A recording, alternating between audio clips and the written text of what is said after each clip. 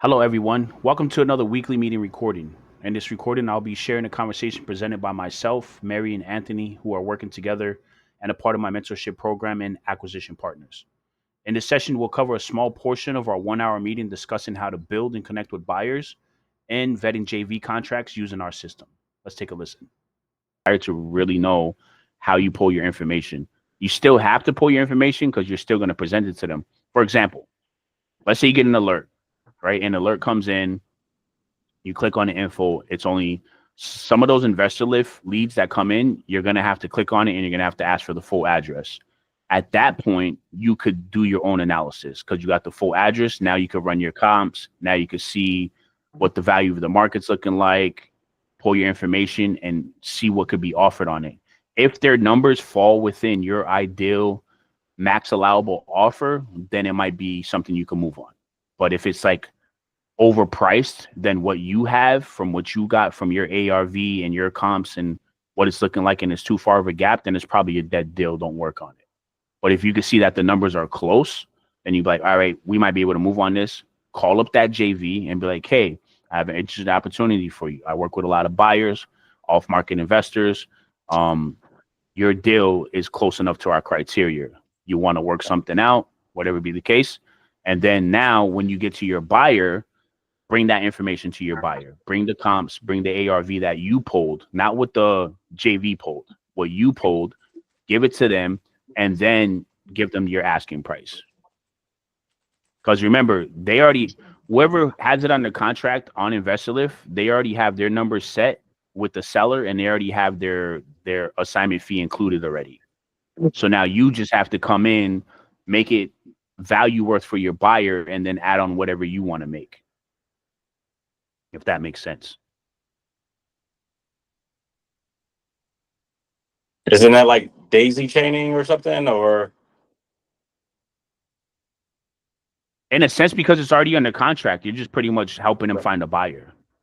right? Daisy Okay. chaining would be like If I added three a or fee more on top people of on it, it. No, right? it'd be like Okay. three or more people on it. You know, like where it's like 5 or 6 people who are all selling the same deal. Like that's daisy chaining. Okay. You're just doing a simple JV setup where you have to make sure they're direct to buyer. I mean, direct to seller. It only becomes daisy chain when they're not direct to seller. That's why you have to Yeah. go through the criteria of vetting them out. Like, are you direct to seller? Does this fee include your assignment fee? And then you running your comps and your ARV and checking if it's a good market. Like these are a criteria that you would have to go through individually with them when the alerts come in. Be tedious so that you can know if it's a good fit for everybody. And then when you bring it to your buyer, yes, you're going to be like, I'm tacking on this fee because I think it's worth this much or whatever, etc. Like it could be, for an example, it might be the guy's offering it for 100K and he has like a 10K assignment fee in it. But if you see that the ARV that you got, that you pulled according to your buyer's criteria and stuff like that, that it could sell for 130, then now you know there's room to play with for you to add a fee on top of that. Uh-huh. You see what I'm saying? But if you see that the deal is like 100K, but when you run your numbers on it, it's overpriced, then it's not an opportunity for you. You got to find the type of deals that have that room in between. So when you go to match it with a buyer, you can throw your fee on top. You get what I'm saying? I Because get then it. that saves you a lot of, Yeah. it saves you a lot of time of having to go back to the JV person and telling them to renegotiate with the seller. Right. Because then they all around you might lose the opportunity altogether, even them. Right. So you want to look for the type of deals. It's going to take a lot of scrutiny on your behalf and really like fishing them out. But now you don't have to worry about where the leads are coming from. You're getting them every day. Uh-huh. So now it's just really finding that needle in a haystack and seeing if you can make 10, 15K on top of it. And then you just call Because it a dispo fee. Yeah, it'd be a disposition fee, but on paper it's going to be assignment. Oh, on paper it's going to be assignment.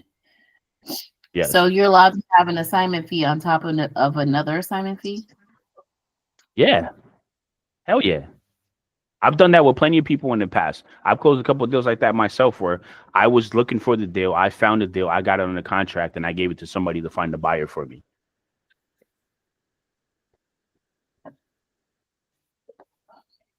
So when we did that before, we signed a JV agreement, and they took a portion like 30%, and we got 70 out of whatever they had already. out of the assignment fee that was already built into the deal.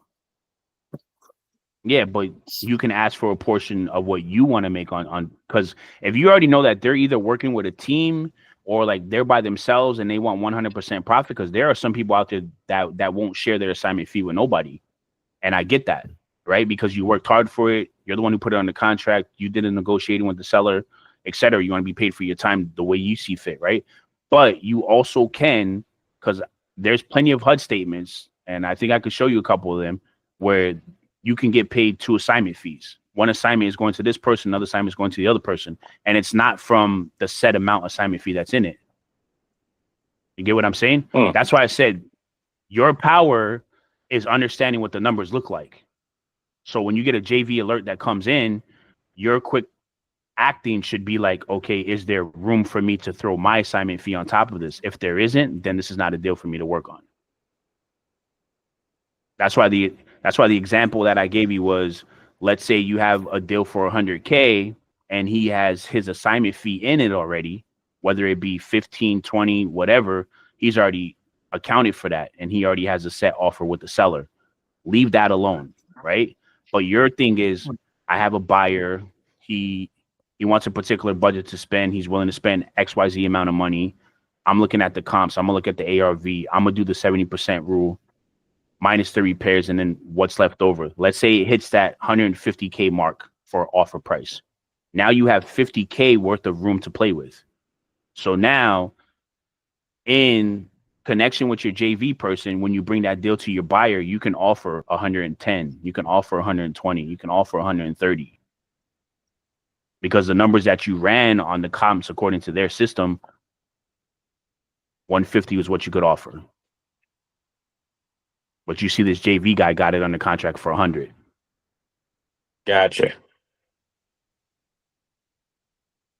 Right. As long as there's meat on the bone, you can stack on your fee on top of what they already have. Yep. And then Exactly. you don't have to split it with them. They can Yes. keep their share and then you can keep yours. Exactly. It's all about the numbers.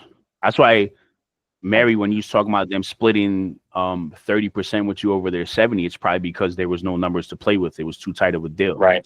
There was no more meat on the bone. Right. That's you're exactly. already the bare minimum. Right. Yep. He capped out on it. So it's just like, share this with me or whatever, you know? So, but now this puts you in an opportunity where you're able to get that deal flow coming in, especially if you know how to set up your buy box criteria and investor lift and match it exactly to your buyer's buy box, then you're only getting those kind of deals that are for that buyer. And if you need to change it up to fit another buyer because another buyer is not active or they're changing their whole like real estate goals from, like Mary said before, single family to multifamily, and then now you got to switch out the boxes, then do that. But do it with every platform, Redfin, Realtor, Zillow, homes.com if you want to get alerts from that too. Like whatever MLS is out there, I could work with you on those on-market deals, and those investor lift deals will just be yours for the taking.